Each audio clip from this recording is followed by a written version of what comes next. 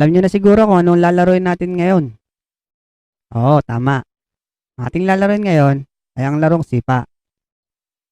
Ito mga kailangan natin sa larong sipa.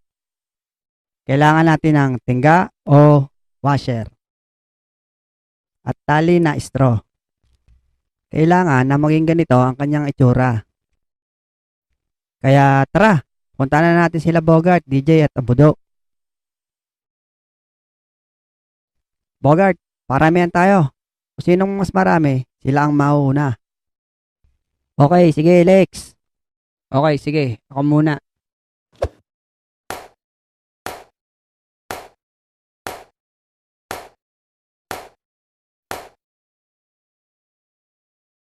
Nako, pipito lang. Kalpot.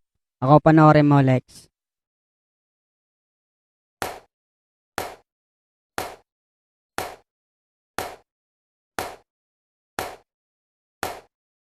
Okay na yan. Kami na taya ni DJ.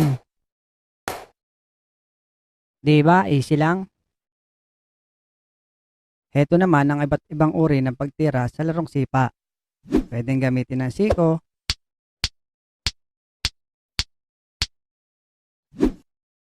malapad na tuhod ni Abudo,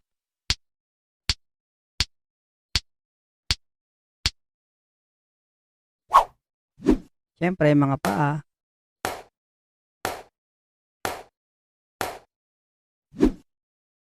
at ang paborito ni Bogart, ang Black Magic. Ikaw muna, Abudo. Galingan mo, Abudo. Okay, game Lex. 1, 2, 3, 4. Ano ba naman niya, Abudo? Dead ka na agad? Ganito lang kasi yan, Abudo. Panoorin mo ako mabuti. Bogart, kailangan makasampu ka para mabuhay mo ulit si Abudo. No problem, Lex. Oh, sambot. Okay, game. 1, 2, 3, 4, Bantay mo 5, dyan, DJ. 6, 7, 8, 9, 10. Sayang, DJ. Kung tinamahan mo yun, kaya na sana kaming dalawa ni Abudo. Lex, baka abutin kayo ng dilim, hindi nyo pa kami natatayan dalawa ni Abudo. Hahaha. Yabang na naman ito ni Bogart ah. Kala mo ha, hindi ako nawawala ng baon sa'yo. Magaling ka pala ha. Tamaan mo kaya tong itlog. Kaya mo kaya ulo ang gamitin, Bogart? Oo naman. Ako pa. Okay, testing. Galing ah. Okay, ulo ulit. Nako, basag ang itlog. Hindi ka talaga nawawala ng kalokohan sa katawan no. Tawa pa to si Abudo.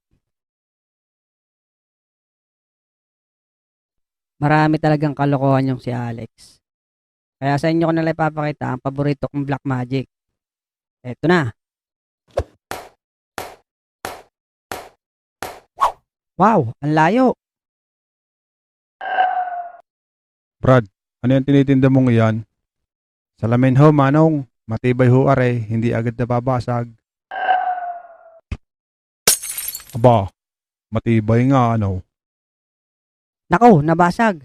Yari na naman. Nako, yari na naman si Bogart. Paniguradong bayad na naman yan. Hahaha.